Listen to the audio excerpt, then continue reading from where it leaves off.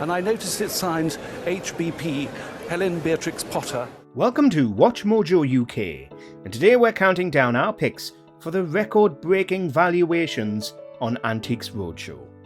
Before we begin, we publish new content every day, so be sure to subscribe to our channel and ring the bell to get notified about our latest videos. Number 10. Art Deco Bracelet. Sometimes an item is valued so highly that it brings the guest to tears. It was very hard to pinpoint the origins of the bracelet as its owner had travelled around the world. Thankfully, the current owner brought it onto the Antiques Roadshow. Expert Geoffrey Munn deduced that it was in fact an Art Deco piece created between 1927 and the early 1930s. Though he wasn't entirely sure of its designer, he was absolutely certain of its value. Oh my god! That's amazing! After giving the mind-blowing valuation of £150,000, both its owner and the expert were brought to tears. Oh, darling, we're both going to cry. No, I think... That's unbelievable! Number 9. Stunning Portrait. Now, it really isn't often that I get a picture like this on the Antiques Roadshow. This is an artist I know very well. You wouldn't think a portrait of one artist by another would be all that valuable, but that was certainly the case with this amazing work brought onto the show in 2016. The man in the painting was Leopold Lorenstam, who was primarily known for his wonderful engraving skills. It was brought in by his great-great-grandson. That's the date of the picture, it's up there on the picture. Yes, yeah. And it was displayed in the Royal Academy. The main selling point, though, was the artist, renowned Victorian painter Sir Lawrence Alma Tadema. This beautiful symbol of friendship had a jaw-dropping valuation of £200,000 to £300,000. The owner was certainly giddy after hearing that.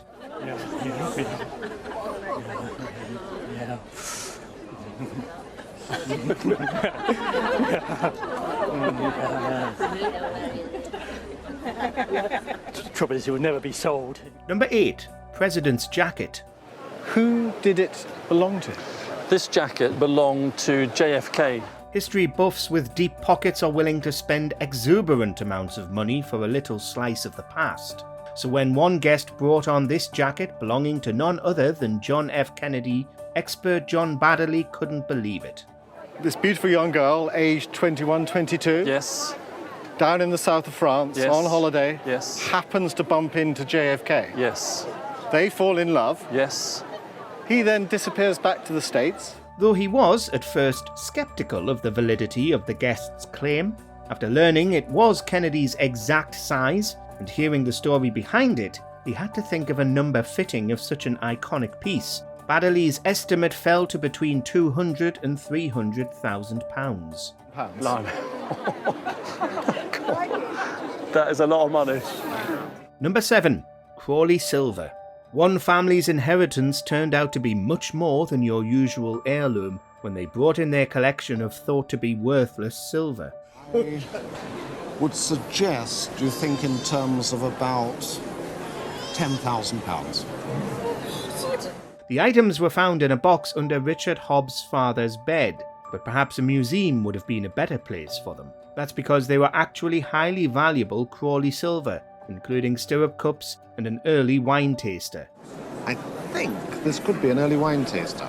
As such, this item got the stunning valuation of £250,000. However, it would turn out to be even more valuable, as it later sold for £300,000. Number 6. A rare guitar. Now, you brought me in an exceptionally rare guitar with an even more interesting story behind it. When it comes to rock and roll memorabilia, few things can compare to a guitar owned by a legendary musician. On one episode of Antiques Roadshow, a lucky individual brought in a guitar once owned by George Harrison himself, 1/4 of the Beatles. In the 70s and 80s, I was doing lots of recording sessions on guitar. And one of the things I used to do regularly was sessions for handmade films. Okay. That George Harrison started. I was asked to play guitar, which was great. With its fantastic condition and historical significance within music history, this guitar was appraised at an astounding 300 to 400k. Though this is a staggering appraisal number, it would only end up fetching around £100,000 when it was actually sold. You know, to own a guitar that was once owned by both John Lennon and George Harrison, can you get a better history? Number 5. Van Dyck painting. As we've seen earlier in this list, Antiques Roadshow has had its fair share of impressive paintings over the years, but one particular masterpiece stood out from the rest. Knew nothing about it. I spent 400 for it. A portrait, believed to be by renowned Flemish painter Sir Anthony van Dyck, was brought in for appraisal and left both experts and viewers astounded. Shockingly, this item was picked up by Father Jamie MacLeod at an antiques shop for just £400. In the end, it was awarded an amazing valuation of around £400,000. The way you can almost see the bone under the nose here. Cash he planned to use for a new church bell. Number 4. Mobile lovers. Banksy has become synonymous with contemporary art rebellion, and his thought-provoking works often fetch high prices. It was on an old piece of wood, this piece of wood, which was in an old doorway just outside of my club. In a surprising turn of events, one individual brought in a piece of his called Mobile Lovers to Antiques Roadshow. This is the Antiques Roadshow, and this was done on April the 12th this year. The piece was actually confiscated from the Bristol Boys Club until Banksy himself wrote to them saying it now belonged to the club that he used as his canvas. When brought onto the show, it was given an eye-watering price tag of £400,000. If you have had an offer of something like £400,000, my instinct would be, better safe than sorry, take it. The owner eventually sold it and used the money to help his and other local youth centres. Number 3. Fabergé flower.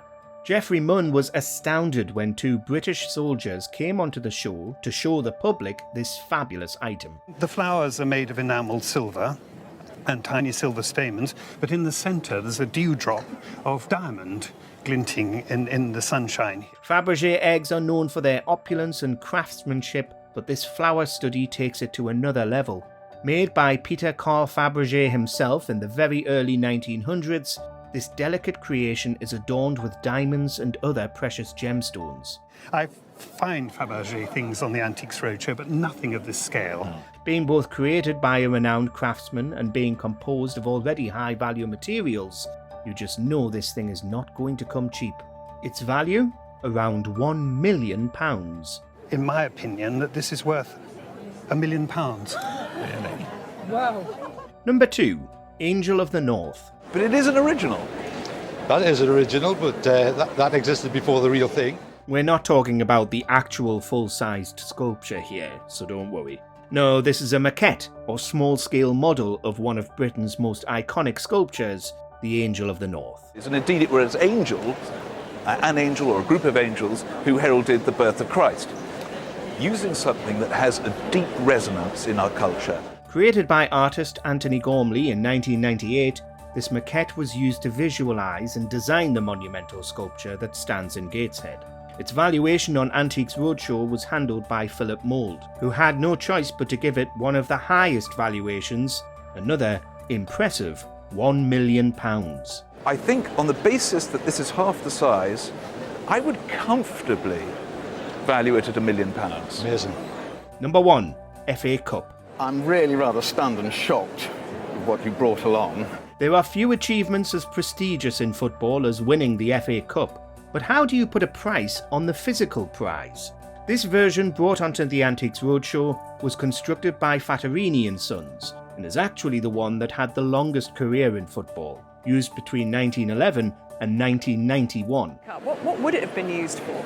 Well, I think the fact that it's got all these vines and grapes on it, it might have been used as a wine cooler or a champagne cooler. It's no surprise then that the price tag put on this trophy by expert Alistair Dickinson was a mind-melting £1 to £1.4 million. I think quite comfortably this has got to be worth well over £1 million. It doesn't get much higher than that. Which Antiques Roadshow item left your jaw on the floor? Let us know in the comments below. Do you agree with our picks? Check out this other recent clip from WatchMojoUK and be sure to subscribe and ring the bell to be notified about our latest videos.